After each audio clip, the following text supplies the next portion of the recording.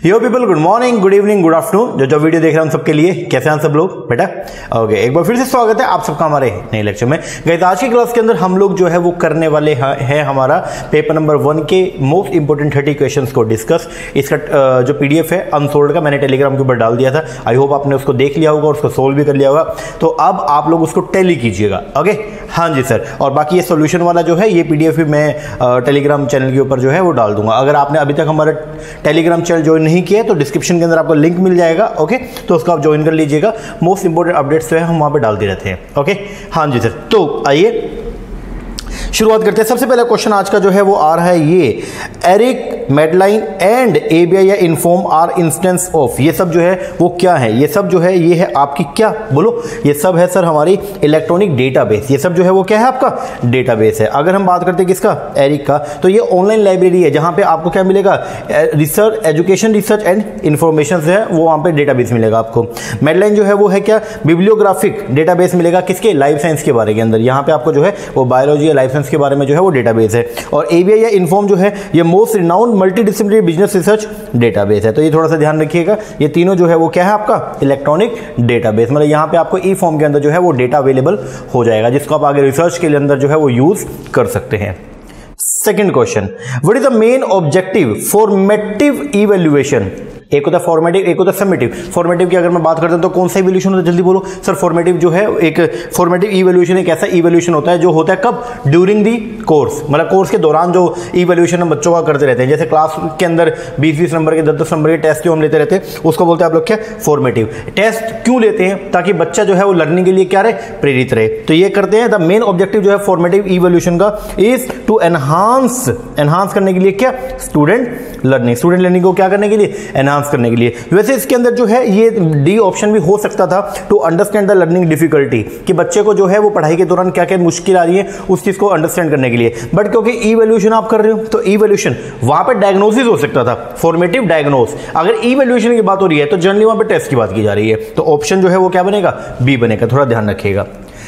Third question बोलता है student centric classroom. अगर बात करें किसका, स्टूडेंट सेंट्रिक, मतलब जिसके ऊपर जो है फोकस जो रहेगा किसके ऊपर रहेगा, स्टूडेंट पे रहेगा। तो बोलता है student centric classroom is meant for, वो किसके लिए होता है, वो होता है, देखिए आज की डेट में आपने देखा होगा कि सोसाइटी जो है वो कैसी हो गई, कॉम्प्रिहेंसिव हो गई है। इसके अंदर एक ही जाति के लोग रहते हैं क्या, नहीं सर, अलग अलग तरह के लोग हैं, अलग अलग जो है कम्युनिटी से बिलोंग करते हैं। तो नेचुरल बात है कि सिस्टम थोड़ा सा कॉम्प्लिकेटेड हो जाएगा। अब बच्चे जो है वो एक जैसे नहीं है, अलग अलग तरीके के बच्चे, तो आपको हर बच्चे के ऊपर फोकस करना पड़ता है। तो यहां पर जो है वो क्या बोलते हैं, student centric classroom is meant for address the individual differences. जो इंडिविजुअल डिफरेंसेस है बच्चों के अंदर उसके ऊपर फोकस करने के लिए अब जो क्लासरूम हो गया वो कैसा हो गया, स्टूडेंट सेंट्रिक है। स्टूडेंट सेंट्रिक का मतलब हर इंडिविजुअल बच्चे के ऊपर जो है वो क्या किया जाएगा, फोकस किया जाएगा, क्योंकि हम जानते हैं there is an individual differences. इसका मतलब क्या, what is the meaning of individual differences? Sir, individual differences का मतलब जो है वो ये होता है कि हर बच्चे के अंदर एक बच्चा दूसरे बच्चे से जो है वो किसी न किसी रूप में क्या रहेगा, अलग रहेगा। ये बात समझ में आ रही है क्या?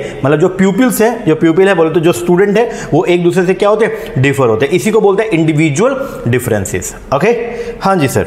तो मैंने लिखा भी यहां पे कुछ एक्सप्लेनेशन में, over the period society has become more complicated. लगातार जो है सोसाइटी कैसी होती जा रही है, complicated, and so is the learning, और फिर लर्निंग भी कैसी है, complicated. Thus individual attention to the student is required. Okay, next question, in which of the following research paradigm, किस रिसर्च पैराडाइम के अंदर the focus of concern is on interpret reality, जिसके अंदर हमारा जो मेन फोकस है वो क्या होता है, रियलिटी को हम लोग जो है वो क्या करते हैं, इंटरप्रेट करते हैं in terms of participant prospective. हर एक इंडिविजुअल के प्रोस्पेक्टिव के बेस पर हम लोग जो है वो क्या करते हैं, रियलिटी को इंटरप्रेट करते हैं। मतलब अलग अलग तरह की कम्युनिटी है, अलग अलग तरह के एथनिक ग्रुप होते हैं, उनके हिसाब से रियलिटी को क्या करना, इंटरप्रेट करना, अपने हिसाब से चीजों को जो है वो क्या करना, समझना। ये किसका पार्ट होता है, this is the part of the ethnographic research. तो आंसर जो बनेगा इसका वो क्या बनेगा, सी। आगे, a teacher intend to find out the learning difficulty. Teacher ने ये पाया कि स्टूडेंट जो है वो क्या वो उसको जो है वो समझने में, लर्निंग करने में क्या हो रही है, डिफिकल्टी हो रही है। Which of the following test, तो स्टूडेंट इसके लिए कौन से टेस्ट को जो है वो क्या करेगा, यूज करेगा। जब स्टूडेंट को, टीचर को ये लग रहा है कि बच्चे को ढंग से चीजें समझ में नहीं आ रही है, तो टीचर उसके डेप्थ में जान जाएगा और जानना चाहेगा कि बच्चे को क्या क्या दिक्कतें आ रही हैं, बच्चा क्या क्या दिक्कतें फेस कर रहे हैं। तो उसके लिए जो है वो किया जाता है क्या, डायग्नोस्टिक टेस्ट। तो answer is D. Learning more about the student difficulty, student की डिफिकल्टी को और भी गहन तरीके से जांचना can be done by being doing proper diagnose करके। ओके, जी sir. Next, the following teaching aids can be used by the teacher in the classroom as a live interactive, focus कीजिएगा, किसके ऊपर बात की जा रही है, लाइव इंटरेक्टिव डिवाइस के ऊपर बात की जा रही है। तो ये लाइव वाले कौन कौन से होते हैं, email, no sir, Skype, yes sir, online chat, yes sir, teleconferencing में भी, yes sir, Facebook, no, blog, no. तो आंसर क्या बनेगा, सेकंड, थर्ड एंड फोर्थ, बोले तो बी। ओके जी सर, चलो आगे बढ़ते हैं। Next question, snowball sampling. Snowball, there are two type of sampling technique, एक होता है आपका प्रोबेबिलिटी सैंपलिंग, एक है नॉन प्रोबेबिलिटी सैंपलिंग। ओके, और वैसे एक क्वासी भी होता है, ठीक है ना, मैंने आपको तीनों क्लासरूम के अंदर करवाया था। तो 12-13 मेथड हमने जो है वो इसके पढ़े थे, तो उसमें से एक था कौन सा, स्नोबॉल सैंपलिंग। बेसिकली नेटवर्किंग के लिए हम इसको यूज करते हैं, ठीक है ना। तो स्नोबॉल सैंपलिंग एक प्रोसेस है सिलेक्टिंग ए सैंपल यूजिंग, क्या यूज करके, नेटवर्क। पहले हम एक पे जाएंगे, फिर उसको बोलेंगे तुम अगले पे जाओ, फिर अगले पे जाओ, फिर अगले पे जाओ। तो यहाँ पे हम क्या बना रहे हैं, नेटवर्क बना रहे हैं। तो आंसर इज द नेटवर्किंग। नीचे मैंने लिखा भी है, snowball moves from one hand to another, एक से दूसरे हाथ पे जाता है। It attach more and more snow, snow का मतलब यहां पे पार्टिसिपेंट, ज्यादा से ज्यादा पार्टिसिपेंट्स को इसके अंदर जो है वो क्या, जोड़ने का काम किया जाता है। और जब आप ज्यादा से ज्यादा पार्टिसिपेंट्स को जोड़ने का काम करेंगे, that is known as networking. Okay, हाँ जी sir. Next question, research design that need to collect factual information. आप जो है एक ऐसा रिसर्च डिजाइन जिसके अंदर आप फैक्चुअल इंफॉर्मेशन कलेक्ट करेंगे ऑन ए कॉन्टिन्यूइंग बेसिस, बोले तो बोलो बोलो बोलो, what is the meaning of continuing basis, लगातार, फ्रीक्वेंटली एक वेरिएबल है, ठीक है, और उसे लगातार जो है उसके बारे में कुछ इंफॉर्मेशन जो है वो आप क्या करते रहेंगे, गेट करते रहेंगे। वो क्या होता है, उसको बोलते हैं हम लोग क्या, बोलो, उसका बोलते हैं लॉन्गिट्यूडनल रिसर्च डिजाइन। तो इसके अंदर बेसिकली जो है वो क्या होता है, continuing here means when data is being collected from same variable, same variable से, एक ही लोग से जो है वो अलग अलग over a period of time जो है वो डेटा आप क्या करते हो, बारी बारी इकट्ठा करते हो, उसको बोलते हो आप लोग क्या, लॉन्गिट्यूडनल स्टडी डिजाइन। ओके जी sir. Next question, below are two column, एक था कॉलम ए, एक था कॉलम बी। कॉलम ए में मेथड टीचिंग, कॉलम बी है फोकस ऑफ मेथड। उस मेथड का मेन फोकस किसके ऊपर रहेगा, कोलैबोरेटिव मेथड जो है वो क्या होता है, when student share different aspect of the learning activity, उसको बोलते हैं क्या, कोलैबोरेटिव। कोऑपरेटिव में क्या होता है, जब स्टूडेंट एक दूसरे की मदद करते हैं। आगे कंस्ट्रक्टिव के अंदर जो है वो क्या होता है, when emphasis given on student as creator of knowledge, जब स्टूडेंट को as a creator of knowledge माना जाता है। एंड टीम टीचिंग जो है क्या, when expertise of the teacher, अलग अलग तरह के टीचर्स जो है are use in the teaching. लो जी, इसका आंसर जो है आपका बनेगा कौन सा, बी। चलो जी आगे। नेक्स्ट क्वेश्चन, ए टेंटेटिव प्रोपोजिशन, टेंटेटिव प्रोपोजिशन एक स्टेटमेंट विद अननोन वैलिडिटी, उसकी वैलिडिटी अभी नोन नहीं है, that specify A relationship between the two और मोर वेरिएबल, उसको क्या बोलते हैं, उसको बोलते हैं रिसर्च हाइपोथेसिस। तो टेंटेटिव प्रोपोजिशन का मतलब जो है वो क्या होता है, tentative solution, and researcher start working on that. तो ये थोड़ा ध्यान रखिएगा। आगे बोलता है, इन ए क्लास और 35 स्टूडेंट, 35 स्टूडेंट्स की क्लास थी। राजन जो है इस place 7th from the bottom, 35 बच्चों की क्लास थी, ये 1 से लेके और 35। राजन कहां पे स्टैंड करता है, 7th नंबर पे, यहां पे 7th नंबर पे है, बॉटम से 7th नंबर पे। तो बॉटम से 7th पे अगर जाएंगे तो मतलब कौन से नंबर पे, 29वें नंबर पे है। ओके, उसके बाद में फिर बोलता है, करण इस place 9th from the top, ऊपर से 9th नंबर पे, तो वो 9वें नंबर पे है। आगे व्हाट इज द, फिर बोलता है Divya is place exactly between the two, और दिव्या इन दोनों के बीच में है। तो अगर मैं बात करता हूं यहां पे, राजन 29वें नंबर पे है, ओके, करण 9वें नंबर पे है और दिव्या इन दोनों के बीच में है। तो दिव्या अगर इन दोनों के बीच में तो कौन सा नंबर पे होगी, सर दिव्या होगी 19वें नंबर पे, कहां पे, 19th पोजीशन पे। अब आपको बताना क्या, what is the difference in the position of the Rajan and Divya, Rajan और दिव्या की, ये राजन दिव्या की पोजीशन में डिफरेंस बताना है, तो वो कितना होगा, वो होगा कितना, 10 का। कितना हो जाएगा, 10 पोजीशंस का। ओके हाँ जी सर। आगे, विच of the following element of the good classroom communication should adopt, मतलब गुड क्लासरूम कम्युनिकेशन अगर आपने करना है जिसमें स्टूडेंट्स जो है वो जो टीचर जो है वो स्टूडेंट्स को भी क्या करता है, इन्वॉल्व करता है, तो ऐसे क्लासरूम कम्युनिकेशन के अंदर आप किन किन एलिमेंट्स को इंक्लूड करते हैं, लेके आओगे। तो सबसे पहला, क्या कम्युनिकेशन कंक्रीट होना चाहिए, बिल्कुल होना चाहिए। क्या कर्टसीज होनी चाहिए, हाँ जी सर होनी चाहिए। फिलिबस्टिंग होनी चाहिए, फिलिबस्टिंग बोलो, फिलिबस्टिंग होनी चाहिए, नहीं सर, फिलिबस्टिंग जो है वो क्या होता है, एक ऑब्स्टेकल होता है। तो मैंने लिखा भी है, filibustering means to obstruct legislation by talking at the great length, it is a kind of obstruction. Okay, तो ये नहीं होना चाहिए। फिक्शनाइजेशन होना चाहिए, फिक्शन पैदा कर देना, बोले तो जो है कि कोई चीज जो है वो झूठ है और उसको सच बता देना, वो होना चाहिए, नहीं सर, इसको भी मैंने यहां पे लिखा। फिक्शनाइजेशन मींस नैरेटिव बिलीफ दैट में सीम्स ट्रू, जो देखने में क्या लग रहा है ट्रू बट इज फॉल्स और फैब्रिकेटेड, ये थोड़ा ध्यान रखिएगा। तो ये भी नहीं होना चाहिए। क्या कोहेरेंस होनी चाहिए, हाँ जी सर ये होना चाहिए। तो आंसर जो है वो क्या, फर्स्ट, सेकंड एंड फिफ्थ, बोले तो सी। आगे identify the minor term, simple सा क्वेश्चन यहाँ पे पूछा गया। माइनर टर्म को जो है वो आपने क्या करना है, यहाँ पे आइडेंटिफाई करना है। तो यहाँ पे बोलता है सम बुक्स आर नॉट एडिफाइंग, कुछ बुक्स ऐसी हैं जो एडिफाइंग नहीं है। ऑल बुक्स आर इंटरेस्टिंग, और फिर नीचे दूसरा जो है वो क्या, all books are interesting, therefore some interesting things are not edifying. तो यहाँ पे जो है वो क्या होगा, subject of the conclusion and predicate of the second premises. तो ये इसका जो है वो ऑप्शन बनेगा। तो the subject of the conclusion is called minor term.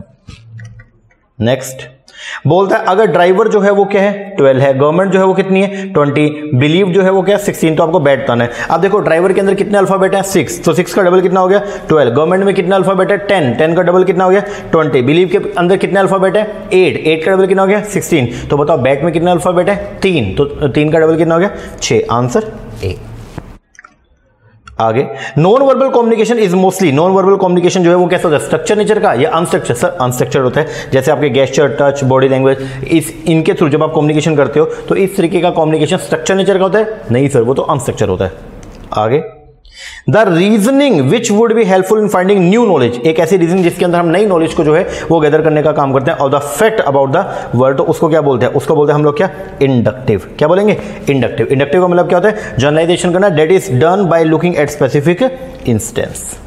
आगे ए पर्सन इनकर 10% लॉस, एक इंसान है उसने 10% जो है नुकसान उठाया by selling a watch at 1800, 1800 रुपए के अंदर उसने, ये 1800 उसका सेलिंग प्राइस था, इस पे सामान बेच के उसने जो है वो 10% जो है वो क्या उठाया, लॉस उठाया। तो मतलब कॉस्ट जो है वो क्या होगी, सर कॉस्ट से भी कम पे जाके बेचा, तो इसका मतलब ये जो है कितने परसेंट की वैल्यू है, ये 10% कम है, तो मतलब ये 90% का वैल्यू है, बोलो यस सर। अगर ये 90% का वैल्यू है तो 100% का आ जाएगा, जी सर। कैसे, 1800 डिवाइड में 90%, तो ये आ गया कितना 2000। अब बोलता है what price should the watch be sold, किस प्राइस पे हम जो है उस घड़ी को बेचें ताकि हमको 10% का क्या है, प्रॉफिट है। तो कॉस्ट आ गई कितनी 2000, इस पे 10% का प्रॉफिट चाहिए तो कितना 200, तो अगर मैं इसको 2200 में बेचूंगा तो मुझे 10% का प्रॉफिट आएगा। तो आंसर जो आएगा वो क्या 2280। नेक्स्ट यहां पे दो सेट दे रखे हैं, type of listener involve in the communication और उनके कैरेक्टरिस्टिक। सबसे पहले नॉन लिसनर जो है वो क्या, it is engage in information other than the one needed, उसको बोलते हैं नॉन लिसनर। मार्जिनल लिसनर जो है वो कौन सा है, it pay heed to the communicated information occasionally. Evaluate listener कौन सा होता है, it receive information without processing the significance in the context of the communication. और एक्टिव लिसनर जो है वो क्या, look into the relevancy of the information, जो रेलेवेंसी के ऊपर जो है वो काम करता है, ठीक है, मतलब जो इंफॉर्मेशन मिल रही है उसकी रेलेवेंसी, उसकी क्या इंपॉर्टेंस है, उसके ऊपर वो फोकस करता है फॉर अंडरस्टैंडिंग इट्स इंप्लीकेशन। तो आंसर जो बनेगा इसका 18th का वो बनेगा क्या, डी। चलो जी आगे, इन the context of classroom teaching, classroom teaching in the smile and Fronx, smile classroom teaching हो रही है और टीचर कई बार हंस देता है, ठीक है, किसी बात को लेकर के, या फ्रॉन्स जैसे ये जो आईब्रो उसको चढ़ाता है यू, मान लो कैसे किसी को धमकाना हो, ठीक है, या अपना वार्निंग करनी है तो यू कहते हैं यू, ऐसा कुछ भी, ठीक है। When use as a non verbal cue, जब उनको नॉन वर्बल क्यूज के तौर पे अगर हम यूज करते हैं, it tend to perform which of the following function, तो ये चीजें स्माइल कर देना या फ्रॉन कर देना, ये क्या है, ये एक सब्स्टिट्यूट फंक्शन है। बोलना, किसी की प्रेजल करना और आपने हंस दिया आराम से, ठीक है, तो ये भी तो एक कम्युनिकेशन हुआ जी, तो इसको बोलते हैं this is the substitute function. तो आंसर जो आएगा वो क्या आएगा, सी। तो ये जो है वो कैसा काम करते हैं, सब्स्टिट्यूशन का काम करते हैं। एंड लास्ट क्वेश्चन जो है आज का वो है ये, two cyclist start from the same place, दो साइक्लिस्ट थे और सेम जगह से जो है वो शुरू हुए इन द अपोजिट डायरेक्शन, उल्टे चले।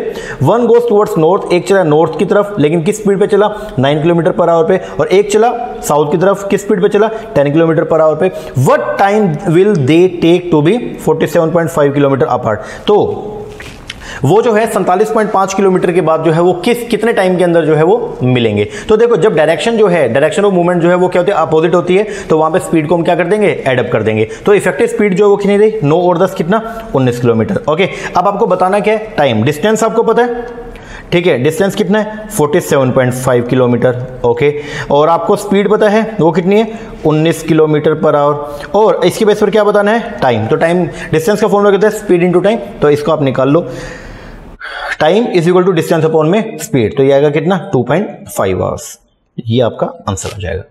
ओके जी सर। लो जी, ये हो गए अपने 20 क्वेश्चंस, ठीक है। तो इसको आप कीजिएगा। ओके, कल भी हमने कुछ 15 क्वेश्चन किए थे, उनको भी साथ साथ कर लीजिएगा। ओके, इंपॉर्टेंट क्वेश्चंस हैं तो जल्दी कर लीजिए। और बाकी अब रिवीजन वीडियो जो है वो भी अब 1-2 दिन के अंदर हम स्टार्ट कर देंगे पेपर 1 का भी। ओके जी सर। तो टैली करके मुझे एक बार कमेंट करके जरूर बताइएगा कि आपके कितने क्वेश्चन जो है वो ठीक हुए, तो उससे आपको थोड़ा सा आप खुद भी सेल्फ इवेल्यूट कर पाएंगे कि बेसिकली जो है मेरी प्रिपरेशन कैसी चल रही है। ओके हाँ जी सर, चलो ये कीजिए, बाकी मिलते हैं नेक्स्ट सेक्शन में। तब तक के लिए थैंक यू वेरी मच।